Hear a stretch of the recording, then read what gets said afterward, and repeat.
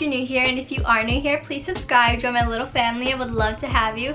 So my birthday's coming up and it's February 9th, and so my birthstone is an amethyst, so I wanted to do something that was inspired by that. It's purple, so that's why I did purple eyeshadow. I hope you guys enjoy this makeup look and continue watching. So I did my brows, and actually today I used a powder. I just used a brown powder that matches my brows, and I put some gel on them. Now we're going to do our eyes, so I'm going to zoom you guys in a little closer because I think that's better than doing it from far away so you guys can see what's going on. So I'm going to zoom you guys in, and yeah, let's get this tutorial started. So the first color I'm going to be going in with is from my Modern Renaissance palette. I'm going to be taking the shade right here. It's called Warm Taupe. And I'm just taking it on a crease brush that looks like this. So I'm going to start building this up in the crease just to add some color. I didn't set my eyelids at all. I'm just putting this on the tacky base so everything can stick better. And you guys already know that I like to wing out my shadow, so I am dragging it far out.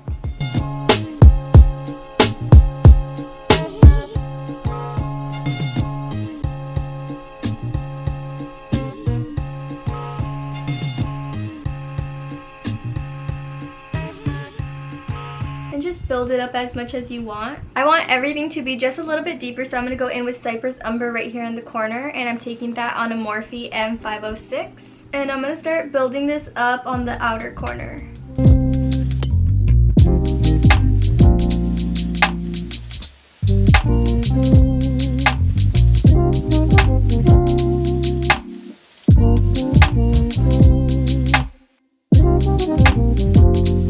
Once your brush has a little bit less product, start dragging it out.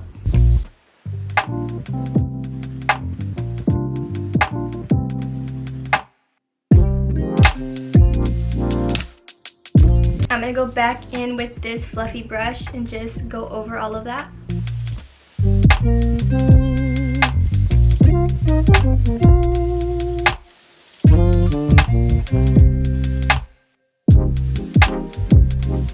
For my lid shade, I'm going to go in with my Chocolate Gold Bar palette, and I'm going to be taking the shade right here. It's called Live in Lavish.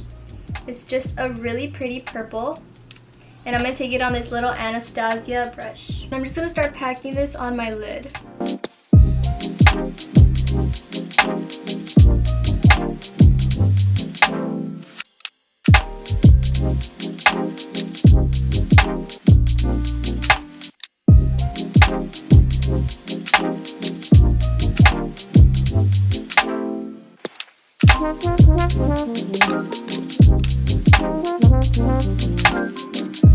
So I'm going to go back in with my Modern Renaissance palette, and I'm going to go in with that same shade that we used in the crease, Warm Taupe right here. And I'm just going to build that up because we kind of lost that color, and also just to blend this purple out.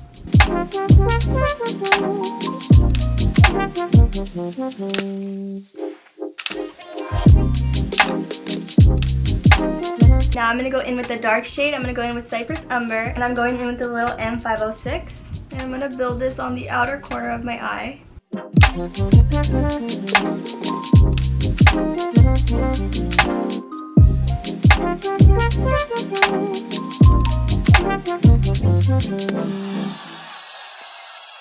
And I'm just going to start dragging it out.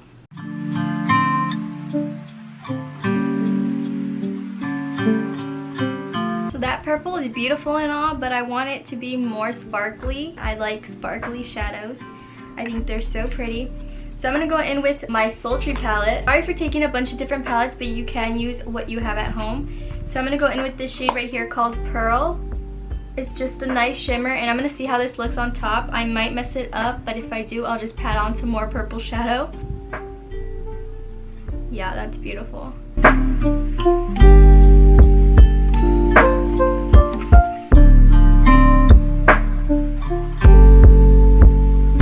The last color I'll be taking is this black right here from my Sultry palette, and I'm just going to do like a wing. Not really a wing, but I'm just going to line the top of my lash line and then smoke it out.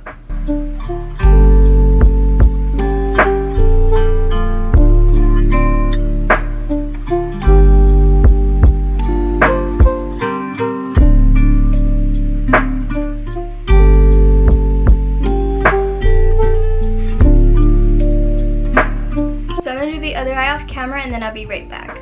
So I just went and moisturized my face with some cream. Now I'm gonna be going in with my MAC strobe cream. I still love this stuff. I always used to use it like a lot, but I stopped. So now I'm gonna use it again because I ran out of my e.l.f. hydrating face primer. Like, it has none.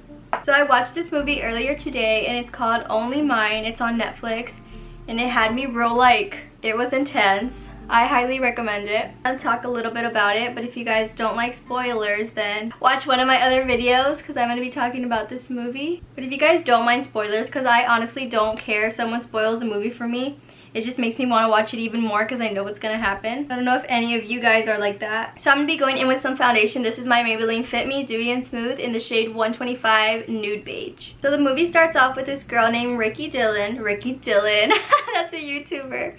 Julie Dillon, that's her name, Julie Dillon. She lives in like a small town, so everybody knows each other, right? I guess she's always getting in trouble with the police. Well, not in trouble because they all know each other, so he always gives her like a warning every time he stops her. She's getting stopped by a cop, so she assumes that it's the one that always stops her and just gives her a warning. But it turns out to be a new guy in town that's a cop. And his name is David. So right away you can tell that they kind of like each other. Like, she finds him attractive. He says Julie and she's like, well, how do you know my name? He's like, the sheriff warned me about you. Because like I said, she's always getting stopped by the sheriff of the town. So basically she's telling him that she's in a rush because she's on her way to work and she's running kind of late. So he's like, oh, where do you work? And he's like asking her all these questions and she's answering. She tells him that they have the best pie. So he ends up showing up to her work, and when he's walking in, you know, they do it in slow-mo, like he's so cute, blah blah blah. So she's kind of just like looking at him like he's so attractive. Like, you can already tell that she's falling for him. And she has a co-worker, and this guy has a crush on her. The co-worker, he's a guy. And he can already tell that something is weird about him. He gets like that vibe, you know. Always listen to your best friend. If they don't like the guy you're dating, it's for a reason. It's not because they're jealous or because they don't want you to be happy. It's usually for a reason. So he can just tell that something's off about this guy. He doesn't know what, he just can tell. By the way, I'm going in with my I'm going in with my Tarte Shape Tape Concealer in the shade Light Sand. So while he's there at the diner at her job, she basically says that she wants to go on a date with him. She invites him out. So he's like, are you inviting me on a date? She's like, yeah, on Fridays. And you can just see that the best friend is kind of like sad in the back because he likes her, you know? So the best friend slash co-worker shows up at that date as well. And he's just like watching them, kind of. I guess he just always had the vibe that the guy was kind of weird, so he just wanted to make sure his friend was okay. And the co-worker is really sweet. Like, throughout the whole movie, he's always like watching out for her. I think that's super cute. He's like watching the officer, David, and David kind of looks at him like, why are you here? They like go outside and they start like making out, right? And he sees the co-worker walk out and he's like, isn't that your co-worker? And she's like, yeah. And he's like, do you like him? And she's like, no, like what the heck, like I don't like him. I'm like on a date with you. She didn't say that, but that's what I'm assuming. So he's like, are you sure? And she's like, yeah, like I don't like him. He's just my friend. We just work together, you know? So now I'm gonna go in with my airspun loose setting powder. So I have that on my beauty blender and I'm gonna start from the outside coming in and then back out. Someone taught me that this is a better way to do it because it actually sets better. I think Jaclyn Hill also said this in one of her videos. So basically they just continue dating, you know, her and the officer. And then he takes her out to his cabin because he has a cabin that his dad left for him when his dad passed away. And so she starts being kind of nosy, going through his stuff. You know how girls are. Well, I shouldn't generalize, but you get what I mean. We just like want to know who we're dating. So she starts going through this little box that he has, and it has like pictures inside of it. Remember I told you that they were making out outside. He saw the best friend, asked if she liked the co-worker, the best friend slash co-worker, right? He was like, I've just been through some stuff with my ex. It was a toxic relationship, blah blah blah. So she sees this picture of this girl in this box. The girl in the picture is there at the cabin where he took this. And so she's like, oh, is that your ex? Her name's Alicia. And he's just like, oh, sorry, like I didn't know that was in there. And she's super chill about it. She's like, no, we both have a past, like it's cool. I don't mind at all. I just want to know, like, is this her? And so yeah, it is her in the picture. Everything is fine at this point, right? So now I'm going to be going in with my Shade and Light contour palette by Kat Von D, and I'm going to be going in with the shade in the middle. This one is called Shadow Play. You guys already know that I use this to contour in all my videos. From here, David starts turning a little bit weird. She's babysitting for her other best friend. This one is a girl now. Her name is Roxanne. And she promised her that she would babysit for her. So she's with a little girl. Her name is Kinsley. And she's like telling her friend, like, yeah, stay out as late as you want. Like, I'll be here. Don't worry. The little girl ends up falling asleep. She's on the couch. They just fell asleep on the couch while doing whatever they were doing. And she's not looking at her phone because obviously she's taking care of a little girl. Like, that's her responsibility, not to be like on her phone just ignoring the little girl. You get what I'm saying? Then there's like a huge bang on the door. He's like banging really hard. She was like kind of asleep, so she's like startled, like, there's a little girl in here. What the hell are you doing? She opens the door and guess who it is? It's David. So she's like, what are you doing here? Like, it's kind of late. It's like 1 or 2 in the morning, I'm assuming, and it's not his house. Like, by the way, she didn't even tell him where she was gonna be. She didn't know he needed a play-by-play, you know. She was just like, oh yeah, I'll babysit. She didn't ask for permission. He's like, I've been worried about you, like everybody's worried about you. And she's like, who's everybody? And then he's like, did you not see that I called? And she's like, my phone is on silent, like I didn't see it, I'm babysitting. Hold on, I'm gonna contour real quick. I'm gonna get my beauty blender and I'm just gonna tap this in. So they're like fighting from the outside, and so she's like, just come in. She walks to the counter where she left her phone and she sees all the messages. There's like a ton. And she's like, how many times did you call me? And he's like, I was just worried about you, like I didn't know where you were. She's like, I promised my best friend I would babysit for her, like how is that a problem? And he's like, I just want to know where you are at all times. Like, he's like starting to act like kind of like crazy. So I'm just grabbing a brush and I'm just gonna remove that bake. So by this time, the best friend comes, the girl, Roxanne. She's like, what's going on here? And he's like, can you like give us a moment in private? And she's like, no, because she sees like her best friend is like startled, you know? Like any best friend wouldn't just leave their best friend in that situation. Julie tells David, can we please not do this here? Like, we can talk about it some other time. This is not the place or the time, you know? He's like, okay, so we'll talk about it tomorrow. So she already has like a bad vibe with him, and she kind of like doesn't want to see him anymore. Like, who would, you know? Like, that's toxic. You know, when people are like crazy and toxic, they try to make you think that it's you, that you're the crazy one, and you start feeling guilty even though it's like not even your fault. So the next day she's like talking to the best friend, Roxanne, and the best friend is basically asking like, are you okay? Like, what happened? Like, what was that? You know, like she was kind of freaked out too. And she's like, you know what? Like, he's texting me, he sent me flowers, he's doing this and that, you know, everything that toxic boy does, because they're trying to win you back again. I'm just going in with my Tarte blush. And then she's like, you know what? Maybe it's my fault. Maybe it's me.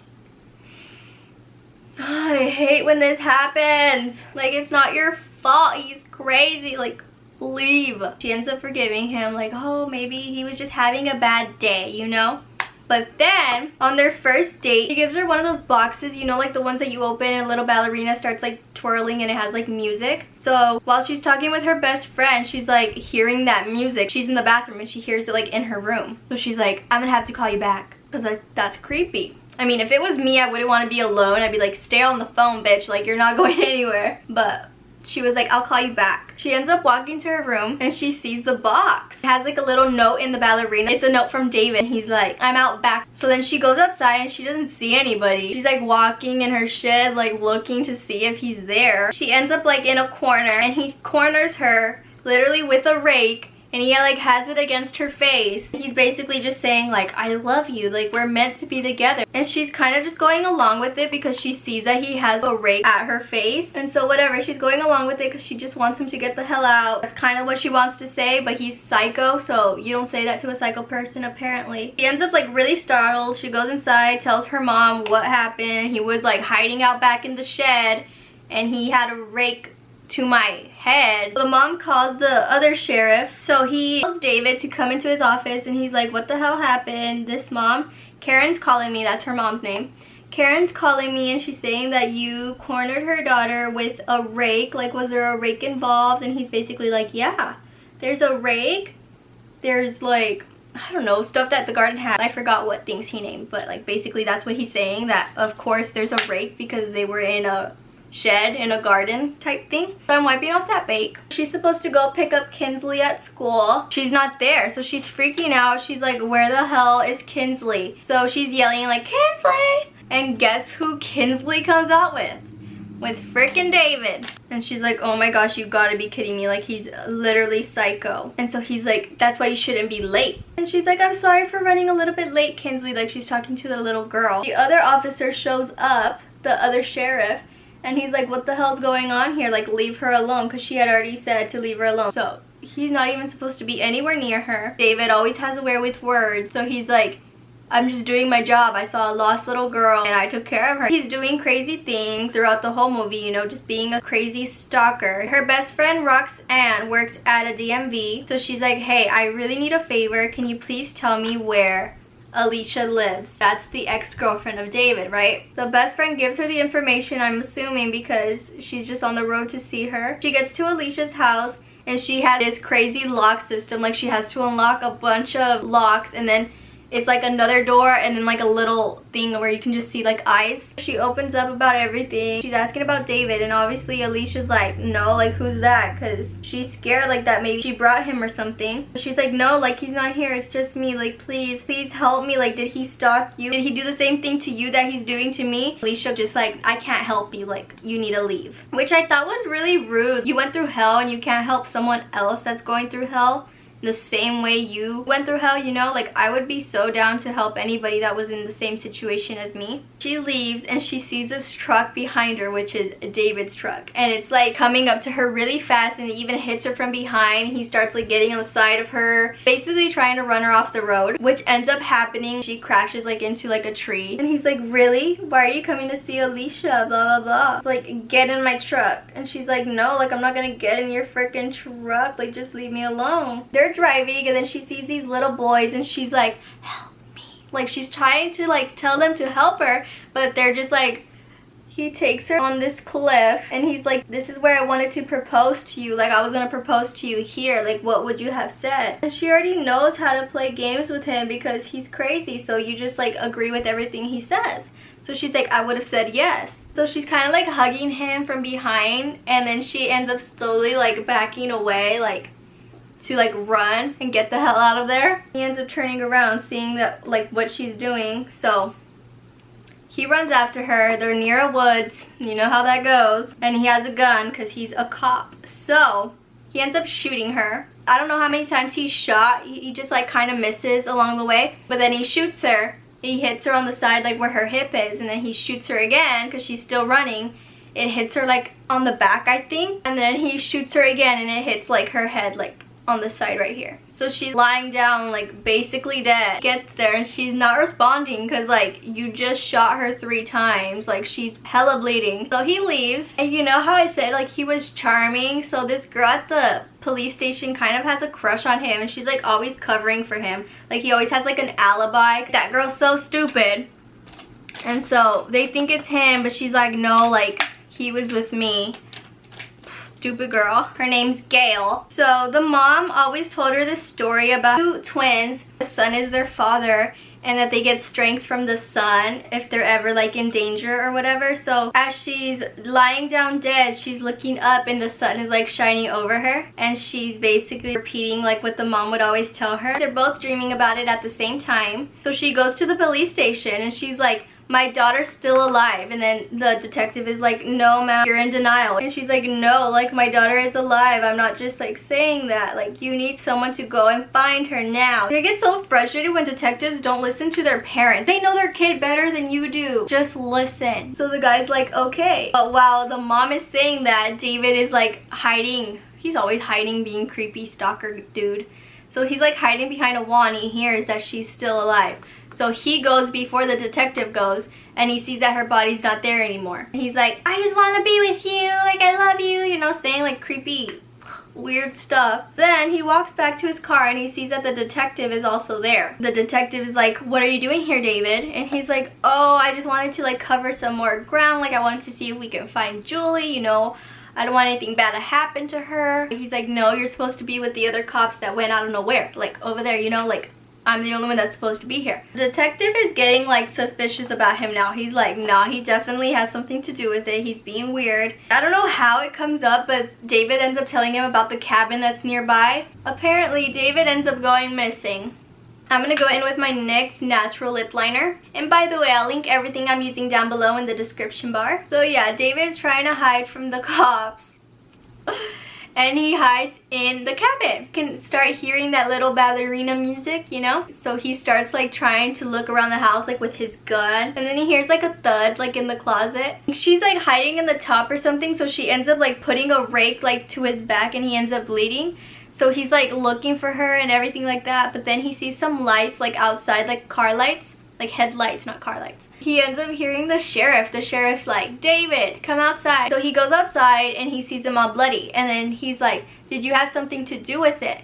Because everybody thinks you did, and like this isn't making it look any better, you know, like you're bleeding, like all this stuff. He's like, I didn't have anything to do with it. And he's like, okay, then come with me now, like stop hiding. David ends up shooting the sheriff like in his arm, so the sheriff's like just lying down like he thinks he's dead too. So he goes inside. He keeps hearing noises like Julie's like all over the house, and she like stabs him right here in his neck, so he ends up falling and he's like bleeding. And he has a gun like up here, like a shotgun, a hunting gun, hanging up on his wall. She gets it and she's like pointing it at him. She's trying to shoot it, but nothing's like coming out. He's like, really, you think I would have that loaded? She's just not taking any more of his shit. So basically she gets the gun and she stabs him with it like right here in the middle. So yeah, she ends up surviving her abusive, crazy ass stalker. It's a true story, by the way. The real guy is in jail, so I think he survived, but he's just in jail, you know? And basically it ends with everybody being interviewed and they're all basically saying how she wasn't supposed to be alive. She had those gun wounds for 3 days and somehow she managed to still get up and survive. So if you know anybody that's going through an abusive relationship, you should tell them to watch that because it's super eye-opening in my opinion. I'm gonna go in with this soft matte lip cream that I have right here. I got major anxiety watching that movie because he got on my nerves and I just wanted to help her. I was like, oh my gosh. You guys should really check it out on Netflix. I don't know if I said it because I'm so bad at this. I never tell like stories. It was called Only Mine, so definitely give it a shot. And I'm sorry to those that don't like spoilers. So this was the final makeup look. I hope you guys enjoyed this video. Please give it a big thumbs up. Subscribe down below to join my little family if you're not already. And I'll see you in my next video. Bye guys.